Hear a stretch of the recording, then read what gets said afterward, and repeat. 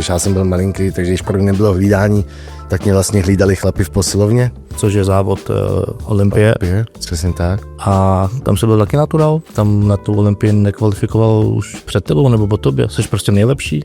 Máš pocit, že třeba i ty látky k tomu přispěly? Hele, Tak to musí být deprese, ne? Že najednou jsem splasknul, že už nejsem tak velký. to samozřejmě svým způsobem jsou, no. Chtěl bych poděkovat partnerům, jmenovitě panu Valentovi za poskytnutí prostoru k natáčení tady v našem Hammer Strength Fitness Luka a rád bych vás pozval na sociální sítě Fitka a dále bych chtěl poděkovat studiu Synchrovision za produkci tohoto podcastu a sledujte je na jejich sociálních sítích.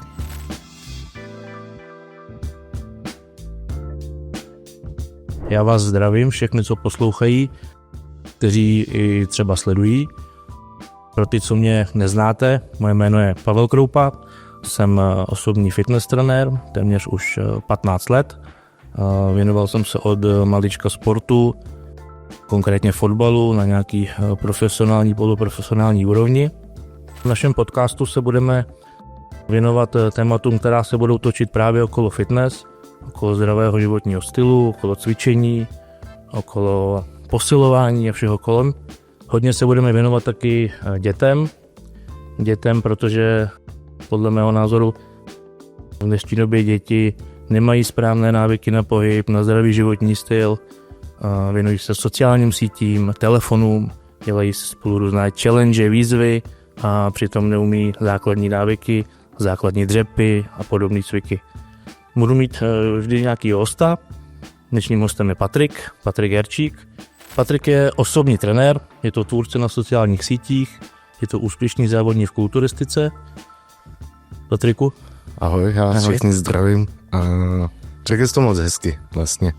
Tak nějak jsi to shrnul, kdo jsem, co jsem. My jsme se vlastně s Patrikem poznali tady ve fitku v posilovně, v Hammer Strength Fitness Luka, kde je moje domovské fitko, kde já vlastně působím. Patriku, jak ty jsi se vlastně ke cvičení dostal, v kolika letech jsi začal, kdo tě k tomu přivedl? V podstatě je tam podobná cesta, jako jsi měl ty, nebo takhle. Ono to úplně prvopočátku začíná tím, že rodiče vlastně do dneška jako vlastní posilovnu, tatínek závodil, když já jsem byl malinký, takže když pro mě nebylo hlídání, tak mě vlastně hlídali chlapi v posilovně. S tím, že do 15 let to nějakým způsobem od té posilovny jako držel kvůli hormonálnímu vývoji a všem tady s tím věcem nebo procesu metabolickým v tom těle. Od 15 let jsem potom začal navštěvovat posilovnu, ale bylo to vždycky nějakým způsobem jako nárazově s nějakým kamarádem a chvilku jsme chodili, pak jsme se na to vykašlali. Až vlastně to vyústilo v to přesně, jak jsi to říkal nebo popisoval u sebe, já jsem v té době skákal freestylově na lyžích. Já to tady mám v poznámce, že si vlastně se věnoval. Ukroutil jsem si párkrát jako koleno, v dnešní době už je to ta 6 operací na koleni a to měli zlomenou páteř a všechno. Ale v podstatě to byl takový ten prvotní impuls toho, protože já jsem vstoupil do posilovny, protože někde po 4. operaci mi doktor řekl, že si chci ještě vůbec normálně fungovat a chci si ne na vrcholový úrovni zasportovat, ale nějakým způsobem jako s kamarádem a zahrát si někde beach volejbal, kopnout si sálový fotbálek, jo, nebo něco takového, tak bych měl začít to koleno nějakým způsobem posilovat a to mě vlastně do té posilovny zavřelo. V té době jsem ještě necvičil úplně jako silově, ale řekněme trošku víc jako rehabilitačně, nebo samozřejmě jsem potřeboval to koleno dát do nějakého normálního stavu, načež se to vlastně překlopilo v ten silovější trénink a začal jsem dokazovat nějaký rychlejší výsledky než ostatní a pak už to nějak... A čím to bylo, že jsi měl rychlejší výsledky? Seš talent? Může se říct v tomhle sportu, že je někdo talent? Nebo je to genetika, nebo co to je? Já bych možná asi neuváděl úplně slovo talent, nebo talent si myslím, že tady v tom sportě tak úplně jako není, jako spíš tak genetika, no, asi genetika. Tak samozřejmě já jsem nějaký předpoklady jako po rodičích, respektive po tátovi, který závodí. Já vždycky říkám taky, jako i svým klientům, říkám taky příklad, poslouchej, když budeš mít, a teď to nemyslím nějak zle, jako maminko a tatínka Liliputa, asi staveník nebude 2 metry Michael Jordan, tak prostě něco podobného je to i v té kulturistice. Když budeš mít jako rodiče, kteří v životě jako nic nezvedali, tak asi nebudeš mít předpoklady k tomu, že budeš mít jako enormní svaly, i když to tak jako být může. Jo, neříkám, že ne, ale prostě bavím se o nějakým jako předpokladu, o nějakým genetice, jako něco, co máš prostě vrozený jako v sobě. Tak samozřejmě měl jsem tam i tady ty genetické predispozice jako po tátovi, ale myslím si, že tam dost velkou roli hrálo i to, že jsem taky něco co jako ty celý život sportoval a od má jsem dělal karate a nevím co všechno, prošel jsem si strašně moc sportama a vlastně i v tom lyžování a tak furt je to o tom, že je to nějaká práce s tím tělem, jo, i když skáčete salta nebo něco, musíte tam být u toho zpevněný a podobně. Takže vlastně nějakou základní jako zkušenost tou práci s těma svalama, tak jsem měl prostě z mládí a na to se potom navazovalo tady z toho. No. A kdo tě vedl? Tvůj otec? Nebo si cvičil sám? Zkoušel Úplně jsi? ten začátek jsem se vedl sám, no. Jsem se vedl sám a Takže jsi vlastně zkoušel, jako co to tělo po umí. prvním závodním roce, kde vlastně táta mě jako nevedl, jenom co mi dal, tak mi dal nějakou dietu jeho starou. Tak jsem to jako zkoušel a po tom prvním závodním roce jsem se potom dostal ke státnímu trenérovi, no. K Martinu Novotnému, který byl léta můj trenér a teď vlastně poslední závodní rok to byl opět můj trenér, jsem se k němu zase vrátil. A kdy jsi měl svoje první závody teda? Kdy? To byl rok, tuším 2016, jestli se nepletu a úplně první závody bylo mistrovství Čech. A to ti bylo kolik? Panečku, to mi bylo 2016, to spočítám, já jsem 90. A jenom ročník, chci říct, že- jsme oba dva mladí kluci, že máme lehce přes 30, takže jsme v nejlepší kondici. No já jsem poprvé jsem začal závodit někde ve 24 letech, no něco takového. To ještě bylo takový, že mě na závody vlastně přihlásila moje maminka. Jsem původně ani na závod jako by jít neměl, no. My jsme se vlastně poznali tady, ty jsi tady taky pracoval jako trenér. Vlastně si dlouho mluvil o tom, že si dlouho závodil jako naturál, to znamená bez jakýkoliv pomoci nějakého dopingu, je to tak? A i bez toho si byl vlastně úspěšný. Měl si nějaký první místa. Aha. Je to tak, já jsem vlastně někde, ty byla asi 4 roky to zhruba byly, nebo 3 roky, teď jsem přesně jistý, tak jsem závodil naturálně, samozřejmě tomu jako předcházelo x let jako cvičení naturálně, a v té době jsem jako nezávodil. A měl jsem relativně dobrý úspěch, já jsem vlastně byl 3. na Čechách, 3. na republice, 2. na jedné pohárovce, pak jsem byl 1. na republice, absolutní vítěz na republice, 4. na Evropě, 3. na světě, 1. na Diamond Cupu, absolutně 1. na Diamond Cupu, jsem si vlastně vyhrál i naturálně jako první profi kartu, já tomu říkám poloprofi karta, to je jedno, to tady asi nebudeme rozebírat, bylo to ve federaci Elite Pro a pak jsem ještě chvilku závodil jako profík tam už se mi za tolik jako nedařilo. Vlastně na těch prvních závodech dobrý jsem byl v profesionálech 6. až na konci finále, nebo 5. nebo něco takového a pak tam byly další 2 nebo 3 závody, tuším, tam to nebyl žádný extra výsledek a pak jsem se na to vykašlal, asi na 3, no, si dal takovou pauzu. No a když už jsme nakousli to závodění, tak ty vlastně závodíš v kategorii Classic Physics, tak bylo by dobré to vysvětlit, protože by si lidi mohli myslet, že učíš někde fyziku, že jsi nějaký učitel. Co to vlastně teda znamená, co to je za kategorii, kolik těch kategorií je, v čem vlastně... Hele, tak kolik těch kategorií je určitě spousta, jak těch mužských, tak těch dámských kategorií samozřejmě je velká škála. S tím, že já když jsem vlastně začal závodit fyzik, přesně jak jsi říkal, neučil jsem fyziku, ale je to v podstatě taky, já to vždycky popisuju jako plážový kluk. Jo, je to plážový kluk v šortkách, prostě taky kluk jako z časáku, což znamená, že nemá žádný extrémně velký objemy, částečně se kouká i na tvůj vzhled, je to prostě, měl bys být nějakým způsobem jako hezký kluk z titulní obálky, když to tak řeknu, jako v krťasech, v takových těch plavkových krťasech. Tak v tom jsem vlastně začínal, dost mi to pomáhalo i v tom, že jsem lítal po těch operacích s kolenem, když jsem vlastně nemusel ukazovat nohy a tak. Pak jsem měl tu 3letou pauzu nebo 4letou pauzu a když jsem se k tomu vrátil, jak jsem vlastně přešel do toho Classic Physics. Classic Physics, jak bych to popsal lidem nebo širší veřejnosti, tak asi tak jako, že každý bude znát Arnolda. Každý ví, kde je to prostě Arnold a Classic Physics vlastně ta kategorie vznikla za tím účelem, aby vlastně navrátili tu estetiku do té kulturistiky, když to tak řeknu, nebo klasická, nebo normální kulturistika, tak jak ji známe, nebo tak jak ji zná si většina lidí, jak to jsou jaký přirostlí velký kluci, když to tak řeknu. Ne, každému se to samozřejmě musí líbit a tak a dneska už se to trošku jako vymklo, nechci říct té kontroly, už se to vlastně nějakým způsobem vrací, ale hodně se ta kulturistika udávala takýma těma objemama na úkor trošičku nějakých tvarů a estetiky, proporčnosti a tak. A vlastně ten Classic Physics se tady k tomu vrací, takže takže my máme trošičku širší plavky než kulturisti. Kulturisti nechci, že mají jako tanga, ale mají vysloveně nějaké jako slípky. My máme spíš taky kratší boxerky, když to tak řeknu, nebo o trošku delší slipy, když to tak jako nazvu, v černé barvě a vlastně neoplýváme takovou svalovou nebo takým svalovým rozvojem, ale prostě je to jako v nějakých proporcích, no. Stahuje se na nás i nějaký jako váhový limit vůči vejšce a tak, takže vlastně tam nikdo z nás nemůže úplně třeba dostat do nějakých extrémních rozměrů, ale furt se to vlastně škrtí nějakým tím limitem, což zachovává ty tvary proporčnosti. No a ty si vlastně v roce 2022, to říkám správně, si vyhrál na nejprestižnějším závodě tady u nás v republice, který se tady pořádá, to znamená Hills. A tím si se vlastně kvalifikoval na ten asi Olymp pro každého toho závodníka, což je závod Olympie. Přesně tak. A tam se byl taky natural? Ne, tam už ne. Tam už ne. To už bylo vlastně po té mojí, 3 nebo 4 letý pauze, já těsně předtím, než jsem měl tu pauzu, tak vlastně ty poslední 2 nebo 3 závody v profikách, tak tam už jsem jakoby naturál nebyl.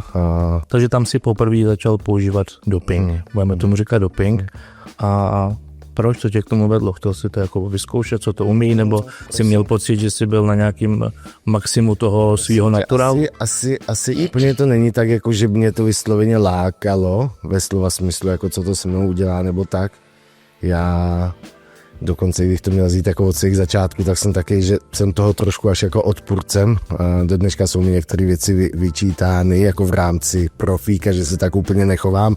Nebo já jsem taky, že když mi skončí závody, tak s tím v úvozovkách nechci mít nic společného, protože jsem rád, že se těch věcí nějakým způsobem zbavím.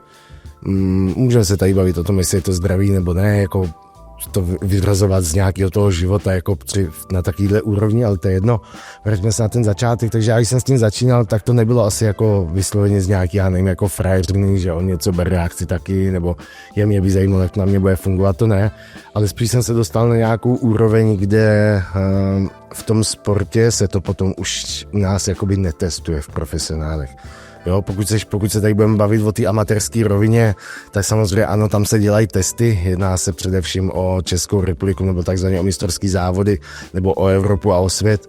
Tam se to jako běžně nějakým způsobem řeší, dokonce i mě se to jednou dotklo právě s okolností na to mistrovství se tady vlastně brali jako na doping, ale ve chvíli, kdy už potom dostanete ten status profesionála nebo tu licenci jako profesionálního závodníka, tak tam už je to potom vyšponovaný na takovou úroveň, že to v podstatě vlastně bez toho už nechci říct úplně nejde, jako znám pár výjimek, který se tam třeba dostali něco jako já naturálně a který se tam jako snaží naturálně něco udělat a nekončí jako úplně poslední, ale samozřejmě je to, já nevím, je to 1 z 1000, jako, a zase se tady bavíme o tom, že má tak brutální genetiku, že těm lidem jako dokáže konkurovat. Vím, že na jednu stranu je to jako nespravedlivý, že někdo si může říct, hele, tady ten si pomáhá ničím a tak, ale bohužel jsou sporty, nebo tak, to bych řekl špatně. Myslím si, že ve všech sportech to je, jenom jsou sporty, na kterých to je evidentně vidět, tak jako na té kulturistice, když se podíváš na kulturistu, tak si řekne, že to jako není úplně reálně možný. Kdežto jsou sporty, kde když ti cyklista zajede, já nevím, nějaký čas, tak tomu jako věří, že to možný je, přitom to jako už taky reálně není možný. Já bych ještě chtěl říct, že tohle video určitě neslouží jako nějaký návod na doping, ale spíš je edukačního charakteru. A co to teda vlastně ten doping v tomhletom sportu teda je? Jak bys to popsal? Hele, já tady použiju jednu takovou definici vůbec toho, co doping jako je, protože jak když jsem si dělal trenérský kurz, tak jsme tam samozřejmě měli antidopingový výbor a probírali jsme, co to vůbec jakoby doping je, nebo co to znamená, aby něco bylo jako mezi doping zařazeno. Jo? Musí to splňovat 2 ze 3 podmínek. Jedna podmínka je, že to musí být nějakým způsobem v rozporu s fair play, což znamená, že ti to, dejme tomu, přidává nějaký výkon nebo něco, nebo na té tvojí výkonnosti, jako v tom tvým daném sportě. Druhá věc je, že ti to musí škodit zdraví. A třetí věc je, nebo tak já jsem to první řekl špatně, ta první je samozřejmě, to musí být v rozporu s fair play, a třetí věc je, že ti to musí přidávat nějakým způsobem na té sportovní výkonnosti. To teda ještě se vrátím k tomu prvnímu bodu, to s tím rozporu s fair play je to například, představ si, že budete mít, já nevím, vyhlášení na olympiádě první, druhý, třetí místo a ty bys si tam jako přišel opilej prostě přezít medaili. Je to taky nesportovní chování, řekněme, vůči těm ostatním jako závodníkům a tak. Samozřejmě určitý věci v rámci toho dopingu jsou pak jako braný podle určitých, já řeknu jako sportu. Řeknu to jinak, třeba plácnu. V automobilovém závodění bude braný jako doping alkohol, protože samozřejmě to ovlivňuje nějakým způsobem tvoje vnímání na té silnici a tak. Zatímco v některých sportech u nás, třeba v kulturistice, se alkohol občas v malý míře, bavíme se o malý, nebavíme se tady o flašce nebo něco takového, bavíme se fakt jako o malým panáčku, nebo něco používá těsně před závodama v rámci jako lepšího nacukrování, odvodnění a takovýchhle věcech. Ale u nás v kulturistice to nebude zakázaná látka. Jo, protože samozřejmě dalo by se říct o tom, že to škodí zdraví, ale není to úplně nelegální věc, jako kterou by si nesehnal jako v krámě nebo tak, prostě stát to jako umožňuje to koupit, není to zakázaný, takže u nás v kulturistice to nebude zakázaný, zatímco třeba v automobilismu ano. No, takže jsou potom jako látky a látky samozřejmě takhle, který v nějakých sportech jako kolidují a v nějakých ne. No. No, je to jenom o těle, nebo je to i o hlavě ten sport, mění to i nějaký pohled toho člověka na to? Určitě ne všechno musí být o těle. Zase jako přesně bych to řekl v porovnání, já nevím, třeba kulturista a ten cyklista. Samozřejmě na kulturistovi to vidíš, viditelně, že prostě mu někde narostl sval, někde třeba něco vyrýsoval nebo něco. Ale na cyklistovi tá dobře vidíš jako velký nohy, ale třeba jemu to může pomáhat s okysličením, jo, k tomu, aby mohl to udejchat, prostě, aby měl tu energii, že tě to třeba energicky jako naboostuje, když to tak řeknu.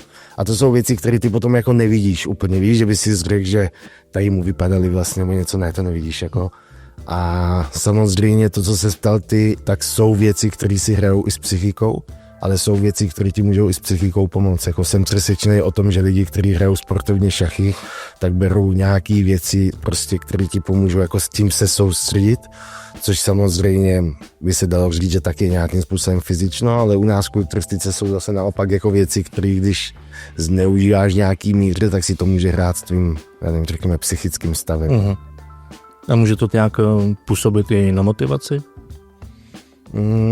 Myslím si, že určitě. A myslím si, že možná i já jsem taky trošku jako příklad tady z toho. Přesně se tady zase trošku vrátíme k tomu, o čem jsme se bavili, že jsem říkal, že jsem člověk, který když skončí závody, tak jsem rád, že se všeho jako zbavím, že všechno vlastně vyndám takzvaně, nebo dostanu se do offu, pro ty, co ví, tak víc, po čem mluvím.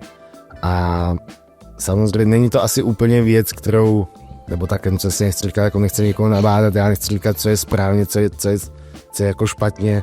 Samozřejmě to, že já to jako ze dne na den všechno jako vyndám, prostě ty věci, které jsem měl, tak samozřejmě to nějakým způsobem rozhází, řeknu jako hormony, psychický stav a všechno a chvilku to trvá, než se to tělo s tím jakoby své volně samozřejmě. Nemáš takovou chuť jít prostě za táčenky. Ne. No a jak se pak teda vrátit k té motivaci, když teda tu motivaci ztratím, co s tím, jak na to? Hele, chce to čas. Jak se říká i na zlomený srdce, tak prostě chce to čas, no. Časem asi jako, nebo aspoň já to tak mám, je to přesně jak se říká, já pak třeba 2 měsíce jako vůbec nemám chuť jako cvičit, nemám chuť, já nevím, ani jako se pořádně, nebo ne pořádně, ale správně dejme tomu stravovat, nemám takovou tu motivaci, víš, do toho tréninku, i náladově jsem jako docela špatný, je to taky, až bych skoro řekl, že jsem jako lehce bez chuti třeba do života, no. Fakt vysloveně jsem taky jako zlomený, taky šerý období, no, kamarád tomu říká období hovna, pardon. A to když pak jako překonáš, nebo nějakým způsobem se s tím jako psychicky srovnáš, což samozřejmě ne každý je, řeknu tak jako psychicky odolný, který by to ustál, což znamená, že ty lidi se pak jako zacyklou a se trvávají v tom jako non-stop, což si taky nemyslím, že je úplně jako zdravý pro to tělo. Ale nejsem jako vysloveně doktor nebo tak. Takže já si myslím, jako, že ne každý se s tím potom dokáže jako přesně jako psychicky nějakým způsobem srovnat a teď záleží na tom, jak ta sezona byla dlouhá, jak byla náročná, jaký věci tam byly, kolik těch věcí tam bylo a podobně. A vlastně podle toho by se dalo říct, že pak mi trvá ten návrat, no, zase do toho. No a ještě mě zajímá, co tvoje konkurence, proč to někdo se tam na tu Olympii nekvalifikoval už před tebou nebo po tobě, jsi prostě nejlepší? Asi budu nejlepší. To jo? Ne, samozřejmě, ty, jak jsem říkal, tak jako vyhrál jsem tady ty největší závody vlastně v Čechách, mě se to podařilo to vyhrát, dalo by se říct 2krát, poprvé jsem to vyhrál, tak to vlastně bylo v amatérech, čím jsem získal profikartu v té druhé federaci a po druhé, když jsem to vyhrál, protože furt je to jako Evels, akrát Evels amatérský, Evels profesionální, tak po druhé vlastně jsem to vyhrál, jak jsem se dostal jako na Olympii. V té době, když jsem se tam dostal, tak jsem se někde nechal slyšet, nebo někde jsem napsal, že si myslím, že 5 let po mně se tam nikdo nedostane. Hrozně jsem za to tenkrát dostal jako sodu, že jsem takový nepřícný a tak. Není to o tom, že bych byl nepřícný, to vůbec ne. Naopak já si strašně přeju, aby Česká republika nebo Slovenská republika, že jsem první z Československa, když to tak nazvu, kdo se tam dostal, tak bych si přál, aby jsme měli závodníky, kteří nás tam budou reprezentovat, nebo jsme relativně malý stát, nebo 2 malý státy jako v celém světě a bylo by to fantastické, kdyby jsme tam ty závodníky měli, rozumíš, kdyby jsme tam jako měli reprezentanty, kteří by nás jako zastupovali. Nicméně já jsem řekl tady to, bylo si strašně jako, objevily se hejty, jako co jsem si to dovolil a tak. Každopádně už to jsou 3 roky od Olympie, 3 roky se tam nikdo nedostal.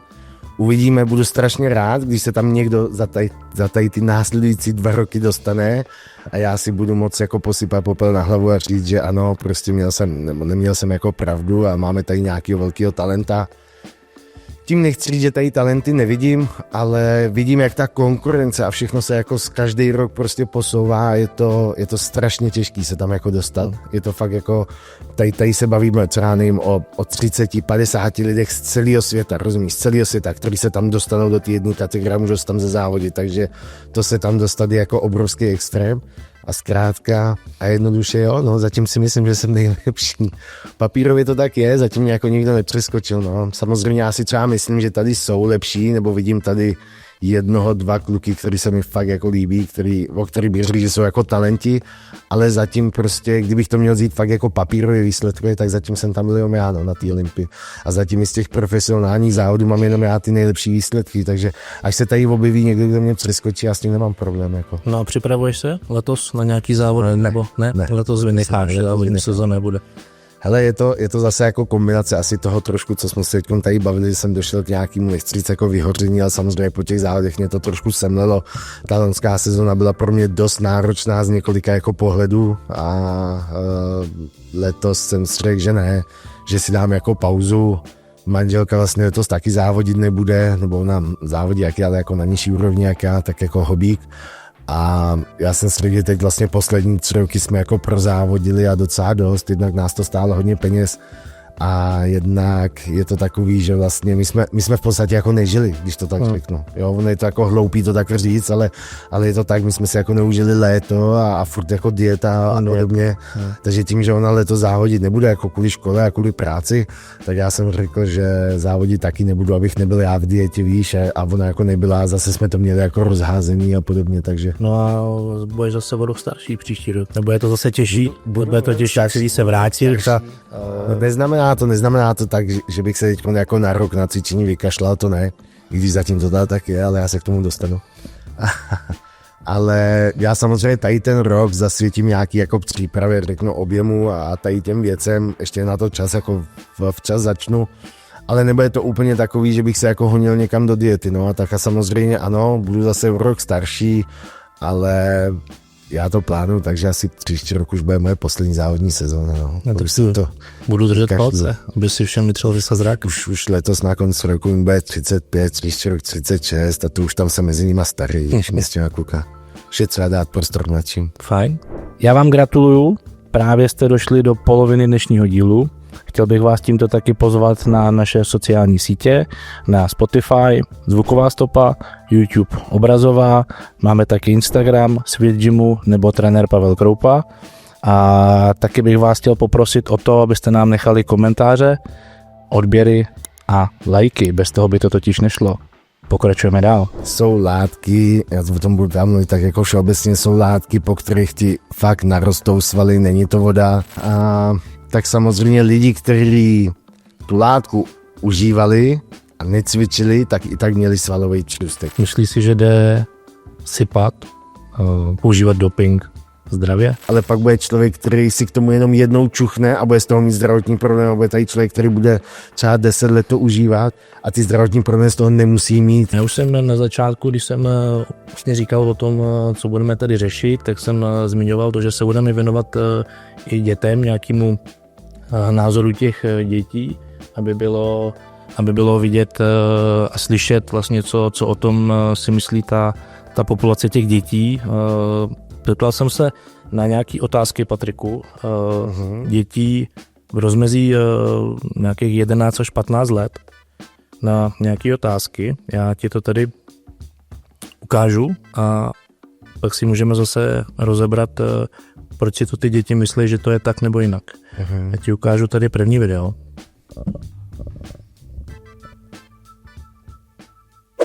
Tak Kubo, já bych se tě chtěl zeptat, co jsou to steroidy, k čemu slouží a vůbec jestli je to zdraví, to užívání. Steroidy jsou látka, kterou si většinou hodně sportovci nebo někdo, kdo chodí do posilovny, píchá vlastně podle mě do prstů nebo do bicepsů a pak to nabývá na síle hodně. Já bych to nazval drogou. A je to zdraví podle tebe? Podle mě v určitém množství. Chtěl bych ti ještě jedno video. Takže kluci, já se vás chci zeptat, co jsou to steroidy, k čemu jsou a jestli je to zdraví. Pášo. Steroidy, Je to zdraví? La. Láďo, není? A k čemu se to používá? měli větší. A co se s tím dělá, s těma látkama? Co? Píchají se do ramen, jakoby, aby měli větší nasvojení tělu. Dobrý. Takže kluci. No. Tak co si o tom myslíš, kde na takovýhle názory přijdou? Jsou to nějaké sociální sítě, nebo tam zaznělo, že se to píchá do prsou, nebo do bicepsu? Nemám tady doufám opravovat, kam se dopíchá, nebo tak jako. To určitě ne. Prosím tě, já si myslím, že velký problém dnešní doby jsou sociální sítě a to, jakým způsobem my se k informacím snadno můžeme dostat. Když to takhle jako nazvu. Vezmi si, že dřív za mě a ještě dlouho jako přede mnou to fungovalo tak, že tady byl jeden plátek, nějaký, já nevím, Muscle & Fitness nebo Svět kulturistiky nebo něco takového. To si skoupil, tam si střečet jeden trénink, ten si hobloval celý rok a po 4 roce zase vyšel druhý díl, prostě, takže tam byl druhý Dobře, trénink. a co když si ten kluk 13 let tady přesně najde nějaký trénink, nějakýho kulturisty a diví se, že mu to nefunguje, že jo? Samozřejmě, v té době v těch časopisech nebylo, já bych se k tomu dostal, tam nebylo napsané, co ten kulturista bere a podobné věci, rozumíš? Takže přesně my jsme v té době jako šli, teď jsme zkoušeli ty tréninky, samozřejmě ten trénink byl postavený na člověka, který teda je na zakázaných látkách nebo je na dopingu, tudíž my jako naturálové jsme nebyli schopni ten trénink uregenerovat, zvládnout ho objemově, rozumíš, bylo to pro nás jako moc, bylo to zkrátka, si jako přetěžoval to tělo, když to tak řeknu, který na to v tu chvíli nebyl jakoby nastavený, ale my jsme to nevěděli, rozumíš, my jsme to nevěděli. V dnešní době ti přijdou mladí děti nebo lidi jako do fitka, to vídám dnes a denně všude možně jako ve fitkách, přijdeš do šatny a teď oni ještě ani neví, jako cvičit, nebo neví, jak se mají stravovat, ale už ví podle Grznára, podle Kira, podle já nevím koho ještě dalšího, nechci tady jmenovat, sorry kluci, ale prostě podle různých tady těch světových, já nevím, fitness ikon a lidí, kteří podle mě nebo za mě v tom sportě nic nedokázali, ale mají strašnou potřebu dokázat světu, jak se to má dělat správně a na tom si vlastně postavili nějakým způsobem svoji popularitu nebo slávu a vlastně tady ty lidi, ty mladí lidi to potom jako střebávají od nich tady ty informace, jenomže víš, jak ty když něco nahraješ na YouTube nebo na Instagramu, tak ty tam nemáš nastavený, že 15letý člověk si na tvůj profil nesmí dostat, jako aby tu informaci neviděl, rozumíš? A ty lidi v 15 letech nebo v 18 letech z toho nemají takový rozum.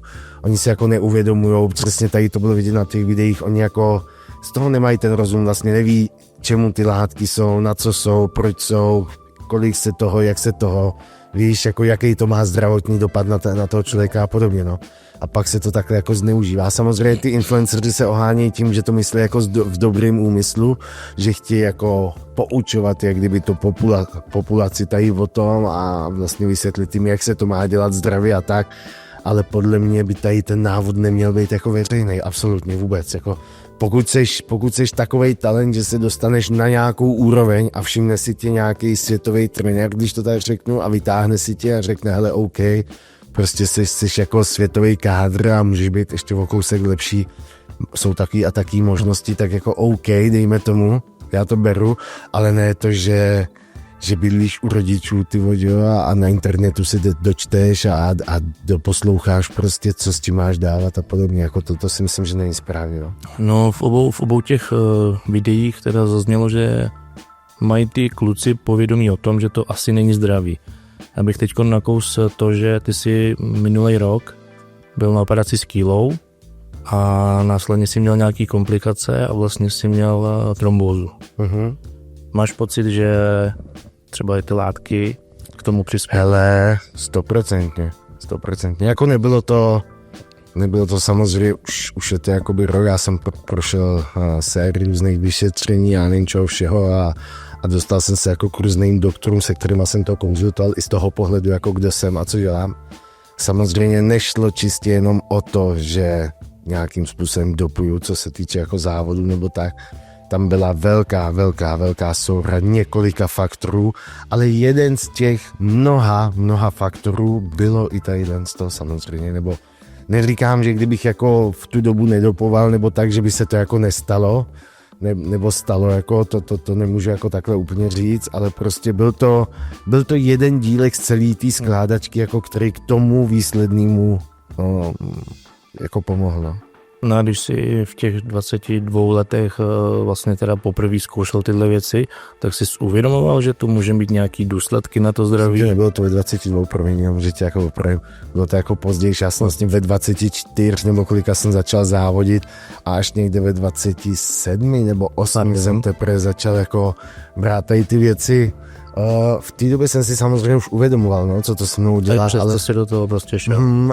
Ale bylo to, já teď jako, to bude znít, jak kdybych se chtěl jako ospravedlnit, ale samozřejmě já bych to asi řekl tak, že já jsem nikdy nechtěl. Celý, nebo půlku svého závodního života vlastně v té době jsem se všema strašně hádal, že jsem naturál, jako v době, co jsem byl. A hrozně jsem to jako odsuzoval a přiznám si, že kdybych se nestal tím profesionálem, že kdybych zůstal v té amatérské rovině, tak bych to asi nikdy nechtěl. To by lidi nevěřili, že jsi naturál? Ne, nevěřili, no. Zajímavý. Jako i když jsem byl na tom mistrovství světa, na tom dopingovém testu, jak mi to stejně lidi jako nevěřili a tak, no. Já bych ti, Páťo, ukázal další video. Mm-hmm. Druhá otázka. Je to vůbec zdravý, když ty lidi takhle berou nějaký ty látky, aby vypadaly líp? No, ne. Ne? A proč? Proč to není zdravý? Není to zdraví vůči svalu a orgánů v těle. Jo? No jo, takhle bych to taky řekl. No jak tady vlastně vidíš, že ty kluci mají ty názory takový pomatený. A slyšel jsi někdy pojem Adonisův komplex? Něco mi to říká, ale neslyšel, Pájo. Je to vlastně taková posedlost vlastním tělem. Furt cvičit, být nejsvalnatější, nejkrásnější. Nemáš něco takového taky? Hele, já si myslím, že to máme všichni fitnessáci. Všichni jako, co nějakým způsobem cvičí a teď se nebavím asi úplně o hobíkách, ty to jako vnímají trošku jinak, to své tělo, ale myslím si, že všichni my, co jako závodíme, tak máme jak kdyby nějaký, řeknu, jako komplex toho, jak vypadáme, no. 100%, nebo furt se jako svým způsobem se furt vidíš špatně, furt se vidíš jako nedokonalej, ať je to v dietě, ať je to v objemu, ať je to, já nevím, se 70 kg, ať je to se 100 kg, furt na sobě prostě vidíš nějakou, řeknu, jako nedokonalost, kterou se snažíš někde jako dohnat. Víš, chceš mít, já nevím, víc svalů, chceš být vyrysovanější, chceš mít větší prsa, prostě chceš být širší v ramenou, chceš mít menší břicho, Jo, furt je tam něco, s čím jsi jakoby nevyrovnaný někde v hlavě psychicky. No a tak ty si ale nakous, že vlastně po tom vysazení člověk má jako trošku i třeba nějakou ztrátu té motivace, tak to musí být deprese, ne? Že najednou jsem splasknul, že už nejsem tak velký. To samozřejmě svým způsobem jsou, no. To se zase bavíme o tom psychičnu jako toho člověka, kde neříkám, že jedna tady ta stránka je jako to psychično, ale je to jedna z mnoha těch věcí v tom psychickém jako stavu toho člověka, kde přesně jsi zvyklý na to, že máš nějakou energii, máš, já nevím, nějakou figuru, máš nějakou sílu, máš nějakou výkonnost, rozumíš nějakou třeba i soustředěnost během toho dne a tak. A ve chvíli, kdy potom ty věci jakoby vyndáš, které podporují ty věci, tak samozřejmě to je všechno v nějakým úpadku a přesně jako ta postava se ti zhorší, síla se ti zhorší, regenerace se třeba zhorší, tvoje únava, když to řeknu, se jako zhorší nebo více projeví a tak a to, což vlastně všechno jakoby vede do nějakých depresí, do toho, že ty se jako zacykluješ a pak vlastně často se ty lidi i cyklujou v tom, že vlastně jako nevysazujou, že si furt potřebují cítit taky jako nad lidi, když to tak řeknu a podobně, no.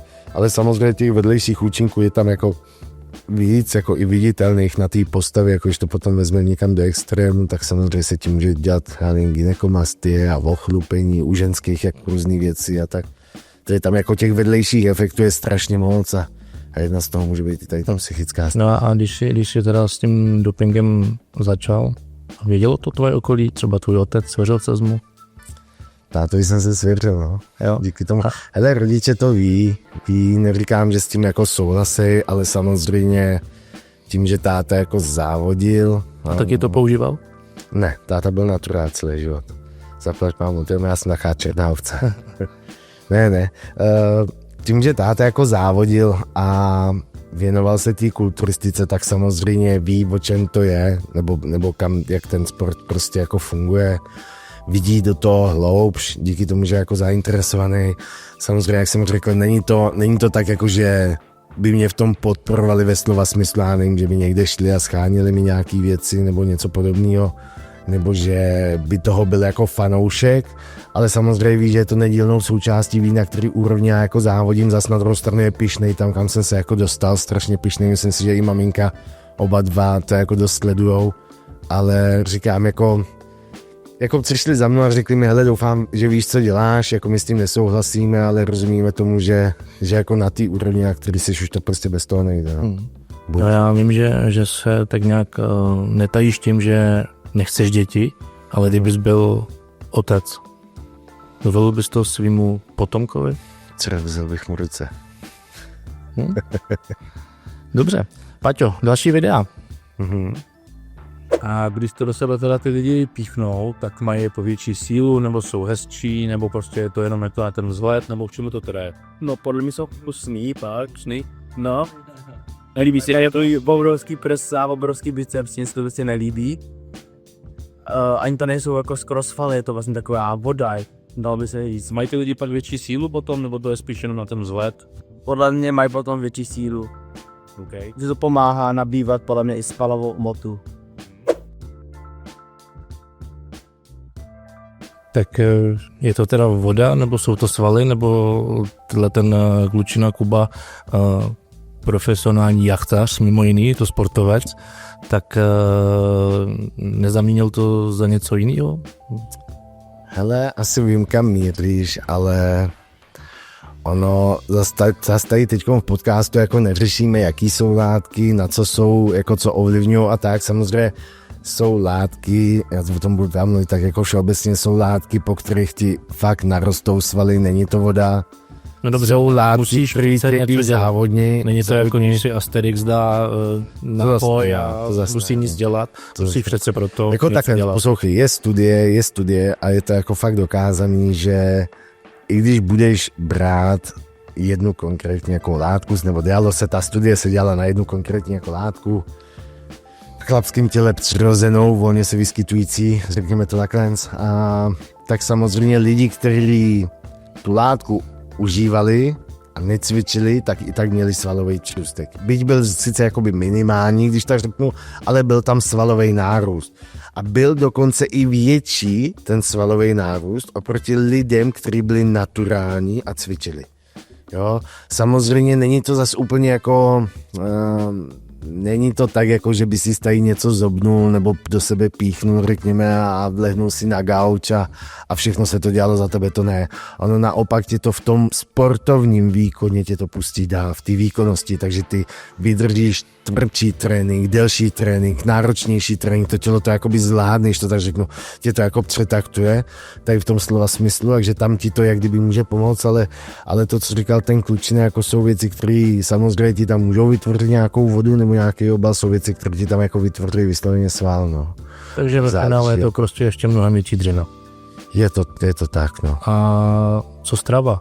To je taky přece asi podstatná, ne? Tak strava je furt jako 90% lidí si myslí, jako že často to vydáme na Extrifit stránkách, jako u nich, když tam někde došli nějaký komentáře, je to tragédie, ale bez té stravy to jako samozřejmě nejde. Jo? Ta strava je furt to number číslo 1 a všechno se to jako motá kolem té stravy a v podstatě on tadyhle ty věci, řekněme ty zakázané látky, ti potom jako umožnějí tu stravu ještě líp využít pro ten sportovní výkon, což znamená, že ty jsi třeba schopný toho víc ujíst, víc střebat.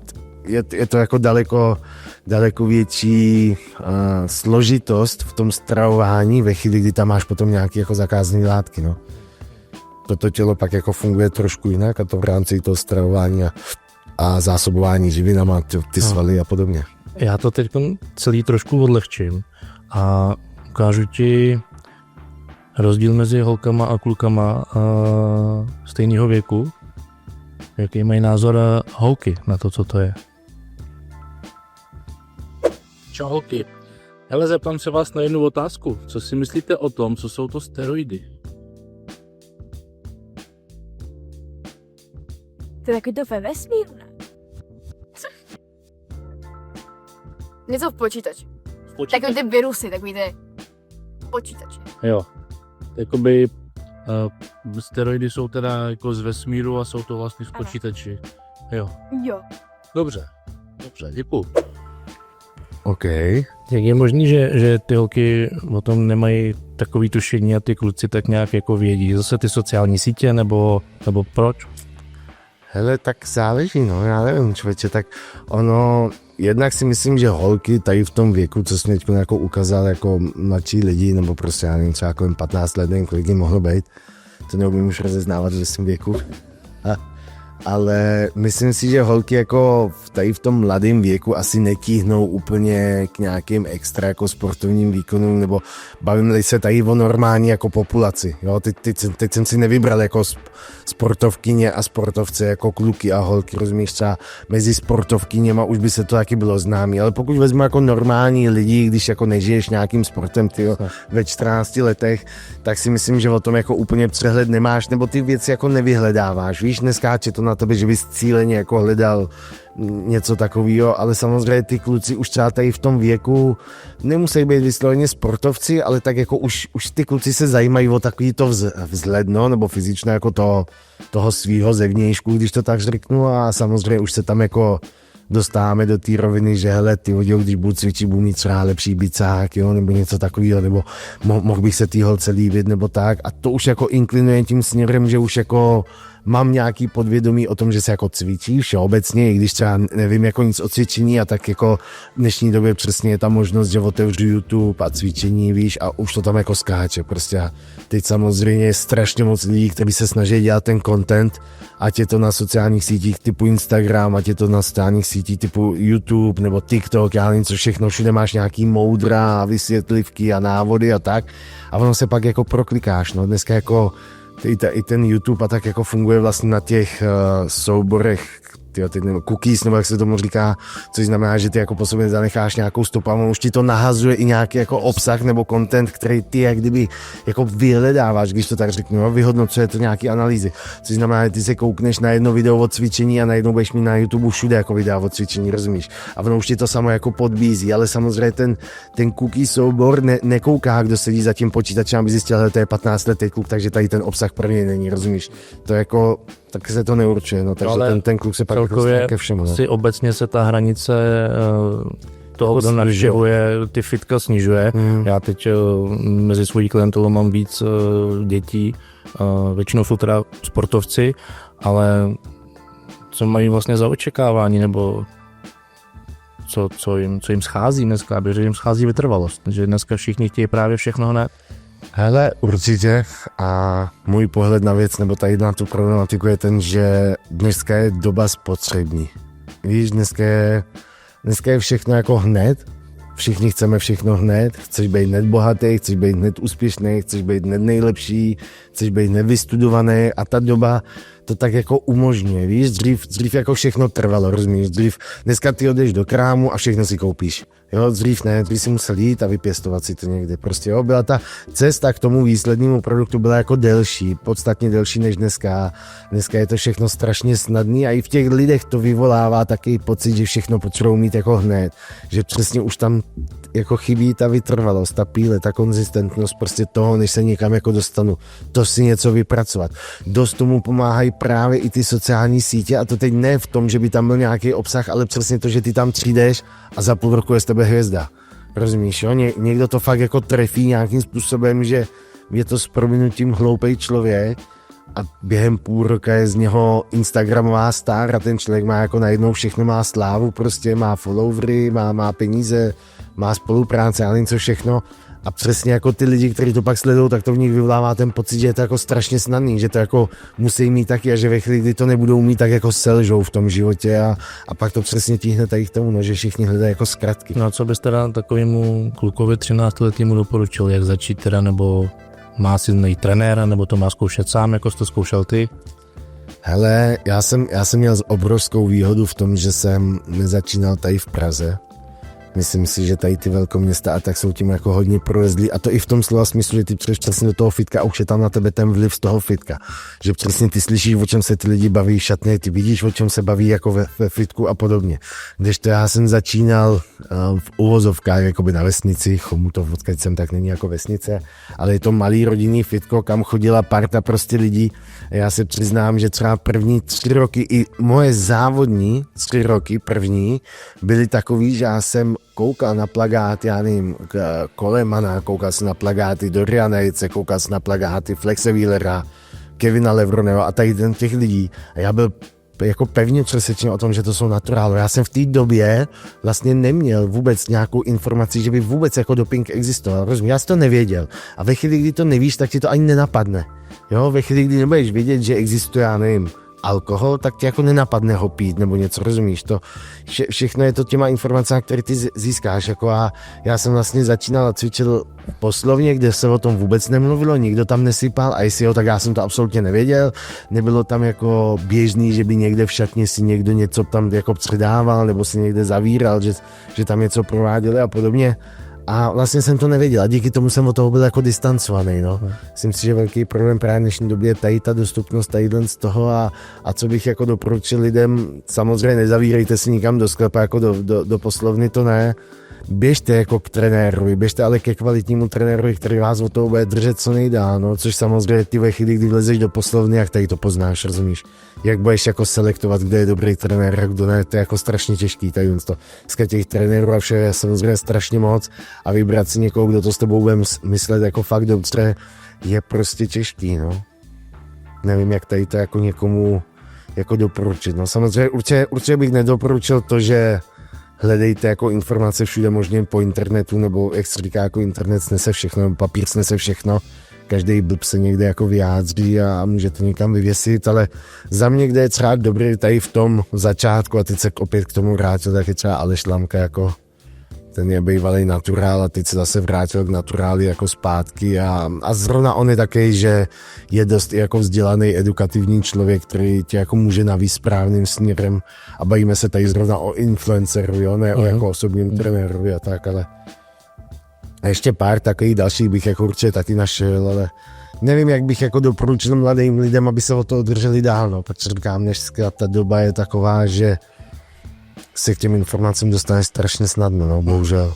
A ty cvičíš takhle mladý nějaký lidi, nebo mezi tvojí klientů spíš patří závodníci, kteří chtějí pro zkušenosti? Ne, prosím tě, v mojí klientele závodníci tvoří tak 2%, možná 98% jsou normální lidi a pak lidi, řekl bych, nějakým pokročilým věku. Ne, že úplně nějak jako starší, nebo to tady pokročilý věk se bavím, ale třeba 30 až 45, tak jo. Mám samozřejmě i starší, ale tady v tom věkovém jakoby rozmezí mám asi nejvíc klientů.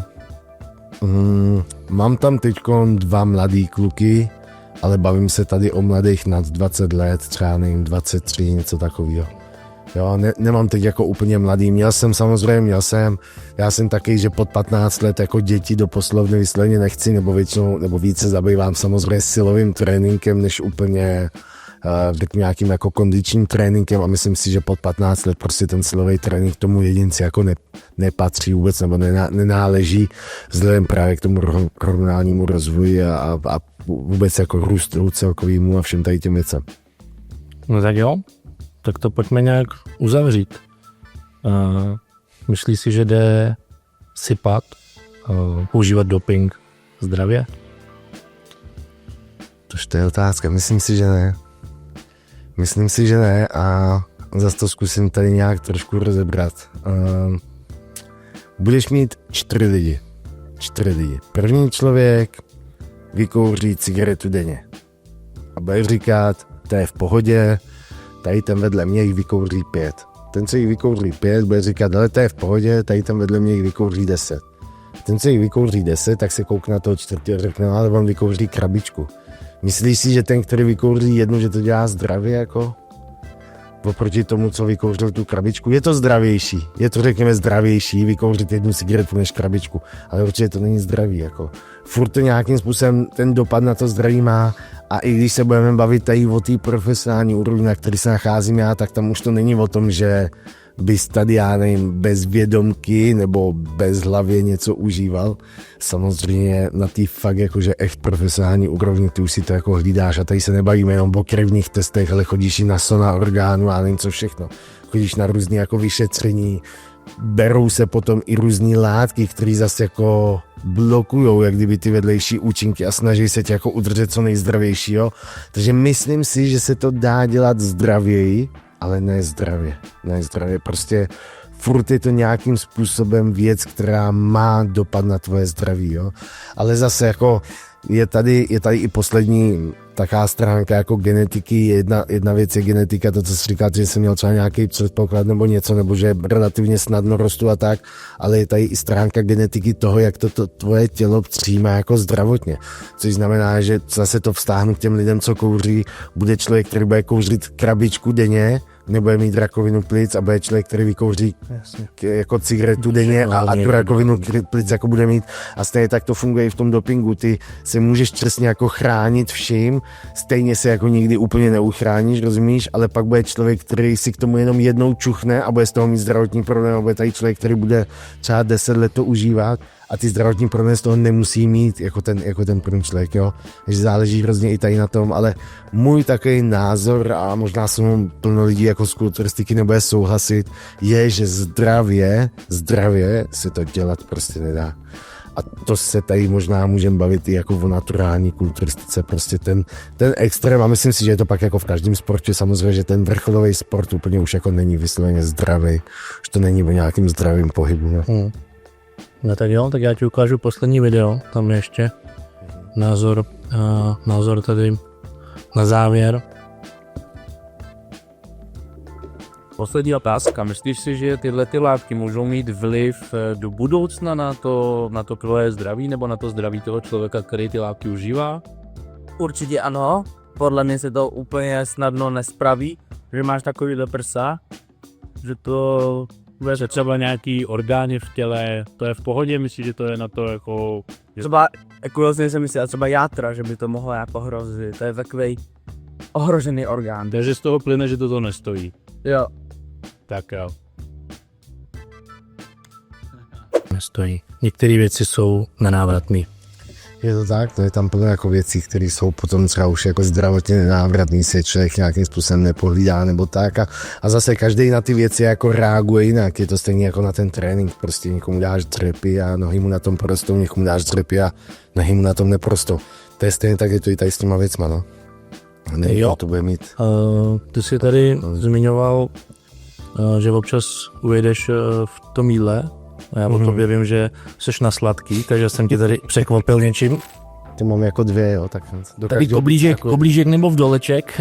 Páťa je teda absolutní profík, ale občas nám ujede jsem jako profík ve sladkým a lidi, kteří mě sledují nebo znají moje vlogy na YouTube vlastně z závodu, tak ví, že nejsem profík jenom na stage, ale i profík se sladkým. Hele, nikdy jsem nebyl úplně vdolkový, ale asi si vyberu vdoleček dneska. Aha, fajn. Tak jo, tak se mi moc nepřejez, protože tě ještě na závěr čeká taková menší challenge. Je. Říkal jsem ti, že teď nejsi člověk. A děkuji tě, že jsi přišel, že jsme probrali tuhletu problematiku a třeba se tu zase za nějakou dobu potkáme a probereme něco jiného. Okay. Děkuji, Paťo. Taky dík. Já bych vám chtěl všem poděkovat, že jste nás poslouchali. Sledujte mě, Pavel Kroupa, Patrik Herčík a chtěl bych vás taky pozvat na YouTubeový kanál, kde všechny videa budou ke zhlédnutí.